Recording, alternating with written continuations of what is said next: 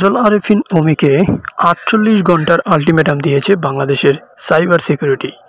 তাদের দাবি, যদি ৪৮ ঘন্টার মধ্যে কাজল আরেফিন অমি তার পুরো টিম নিয়ে এসে, অর্থাৎ তাদের মধ্যে দুইজন জীবন এবং শিমুল শর্মা, এই দুইজনকে নিয়ে এসে যদি লাইভে ক্ষমা না চায় এই বিজ্ঞাপন, কোকাকোলার বিজ্ঞাপনটি করার জন্য, তাহলে তাদের যে আপকামিং নাটক আছে, ঈদের ফিমেল ফোন নাটকটি তারা প্রতিহত করবে যে কোনোভাবে।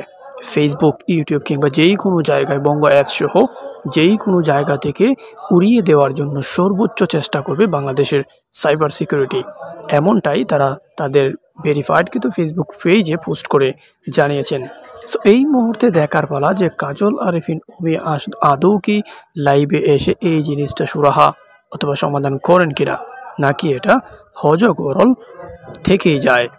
যদি এমনটা থাকে তাহলে হয়তো একটা বিশৃঙ্খলা সৃষ্টি হতে চলেছে বাংলাদেশে। তো ভিউয়ার্স, আপনি কি মনে করেন যে কাজল আরেফিন অমি সহ তার পুরো টিম লাইভে এসে ক্ষমা চাওয়া উচিত কিনা, অথবা তারা ক্ষমা চাইবে কিনা? কমেন্ট করে জানিয়ে দিন আপনার মতামত।